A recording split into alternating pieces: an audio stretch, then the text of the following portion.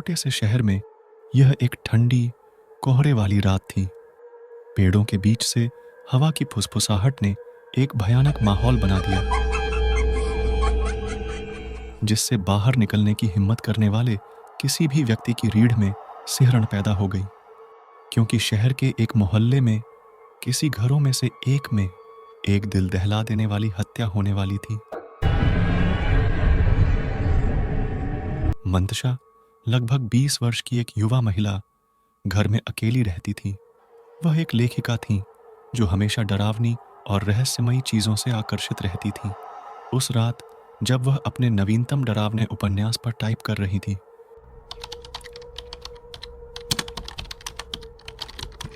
उसने अटारी से अजीब आवाजें सुनी।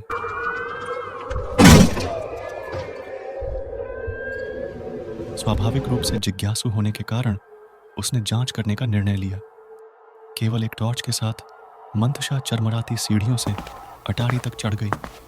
जैसे जैसे वह ऊपर चढ़ती गई, हवा ठंडी होती गई और परछाइयां उसके चारों ओर नाचती हुई उसके दिमाग में चालें खेलती हुई प्रतीत हुई। जब वह ऊपर पहुंची तो उसने मेज पर एक पुरानी धूल भरी किताब पड़ी देखी। पन्ने गूढ़ प्रतीकों और मंत्रों से भरे हुए थे। जैसे ही मंतशा ने पन्ने पलटे, उसने अनजाने में उस द्वेषपूर्ण भावना को उजागर कर दिया जो सदियों से किताब के भीतर फंसी हुई थी। क्रोध और आक्रोश से भरी आत्मा ने मंतशा के शरीर पर कब्जा कर लिया। उसकी आंखें एकदम काली हो गईं और उसकी मीठी आवाज एक भयावह फुसफुसाहट बन गई।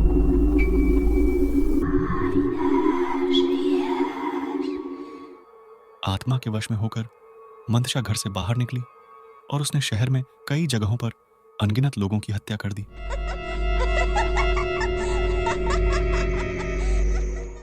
और अपने घर में वापस आ गई। अगली सुबह जब हत्या की तहकीकात हुई तो देखा गया कि प्रत्येक पीड़ित के शरीर पर अजीब प्रतीक खुदे हुए पाए गए, जो प्रतिशोधी भावना का प्रतीक था। शहरवासी भयभीत थे और एक अंधेरी उपस्थिति के बारे में कानाफूसी कर रहे थे, जिसने उनके शांत समुदाय पर कब्जा कर लिया था। पुलिस ने हत्या का मामला कौशल नाम के एक जासूस को सौंपा। जासूस कौशल एक अनुभवी अन्वेषक थे जो सबसे चौंकाने वाले मामलों को सुलझाने के लिए जाने जाते थे। कौशल ने जांच का कार्यभार संभाला। जैसे जैसे वह हत्याओं की गहराई में गया, उसने मंतशा का प्राचीन किताब से संबंध और उससे निकली भावना को उजागर किया। हत्याओं को रोकने के लिए दृढ़ संकल्पित होकर वह प्रतिशोध की भावना को हमेशा के लिए दूर करने का रास्ता खोजने के लिए एक खतरनाक यात्रा पर निकल पड़ा। प्रत्येक गुजरते दिन के साथ भय और निराशा को बढ़ावा देते हुए आत्मा मजबूत होती गई। जासूस कौशल ने समय के विरुद्ध दौड़ लगाई और द्वेषपूर्ण शक्ति का सामना करने के लिए आवश्यक रहस्यमय प्रतीकों और अनुष्ठानों को समझ लिया। उन्होंने एक जानकार गुप्त विशेषज्ञ अशरफ खान की मदद ली, जिनके पास अलौकिक घटनाओं से निपटने का अनुभव था। साथ में उन्होंने उसी अटारी में एक अनुष्ठान किया जहां मंतशा ने आत्मा को मुक्त किया था। गहरे अनुष्ठान से पता चला कि आत्मा ने मंतशा के शरीर पर कब्जा किया हुआ था। मंतशा को अनुष्ठान की जगह पर बुलाया गया। पहुंचते ही मंतशा की आंखें क्रोध से लाल हो गईं और वह वहां मौजूद लोगों के ऊपर झपटी। पर वहां मौजूद लोगों ने उसको मजबूती से पकड़ने के लिए पहले ही इंतजाम किया हुआ था।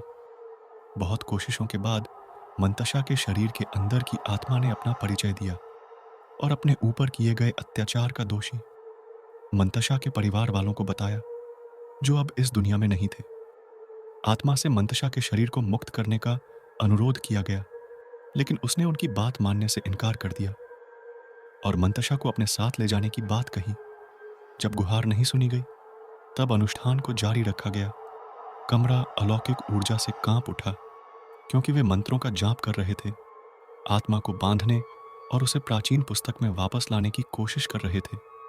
जीवित और मृत लोगों के बीच लड़ाई जारी थी। माहौल तनाव से भरा हुआ था।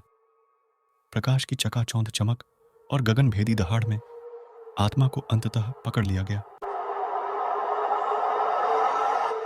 और एक बार फिर किताब के पन्नों में सील करने लगे तो आत्मा ने अपनी हार स्वीकार कर ली और हमेशा के लिए मंताशा के शरीर को छोड़कर वहां से जाने को तैयार हो गई। मंताशा गिर गई। उसका शरीर उस द्वेषपूर्ण प्रभाव से मुक्त हो गया जिसने उसे जकड़ लिया था। कोहरा छंटने पर शहर ने राहत की सांस ली और दुःस्वप्न समाप्त हो गया। मंताशा अब आत्मा के चांगुल से मुक्त हो चुकी थी, लेकिन शहरवासियों के मन में उन ठंडी रातों की याद बनी रही जो उस अंधेरे की याद दिलाता था जो सबसे शांतिपूर्ण स्थानों पर भी छा सकता था। और प्राचीन पुस्तक जो अब एक सुरक्षित तिजोरी में छिपी हुई है, एक सतर्क कहानी के रूप में काम करती है।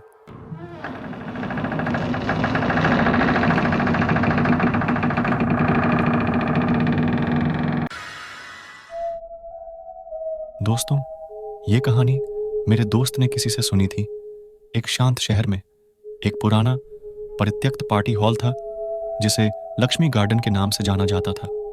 यह हॉल एक समय एक हलचल भरी जगह हुआ करती थी जहां हर्षोल्लासपूर्ण समारोहों और यादगार समारोहों की मेजबानी की जाती थी।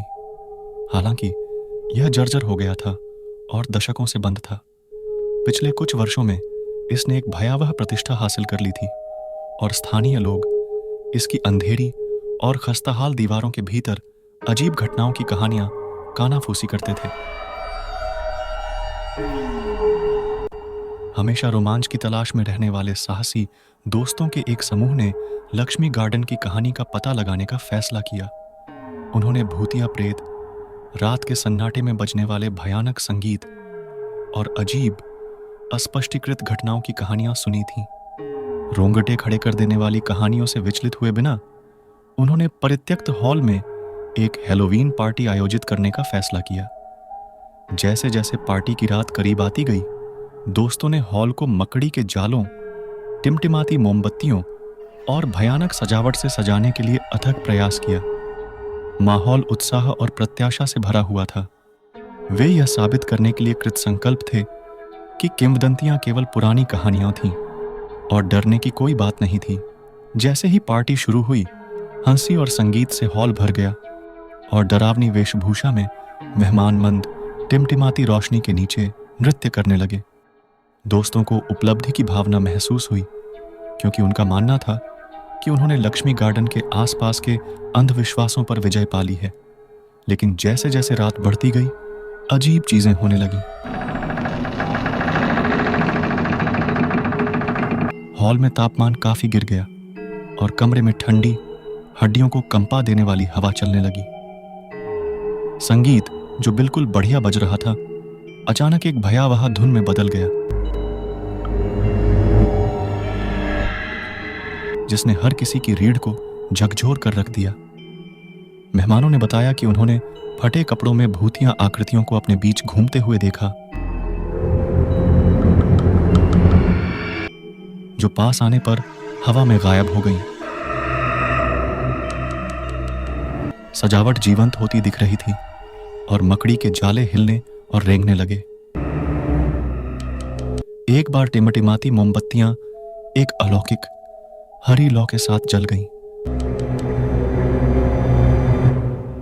पार्टी में आए लोगों में घबराहट फैल गई क्योंकि उन्हें एहसास हुआ कि वे अकेले नहीं हैं। जिन लोगों ने कभी हॉल में जश्न मनाया था, उनकी आत्माएं वापस आ गईं और वे घुसपैठ से खुश नहीं थे।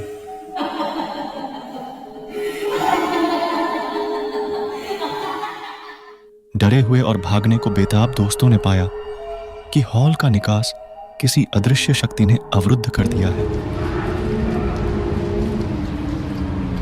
ऐसा लग रहा था मानो आत्माओं ने ही उन्हें फंसाए रखने की ठान ली हो। वे बाहर निकलने का रास्ता तलाशते हुए एक दूसरे से लिपट गए। जैसे जैसे रात बढ़ती गई, पार्टी एक बुरे सपने में बदल गई। द्वेषपूर्ण आत्माओं ने मेहमानों को सताया और एक बार जश्न मनाने वाला माहौल आतंक के दायरे में बदल गया।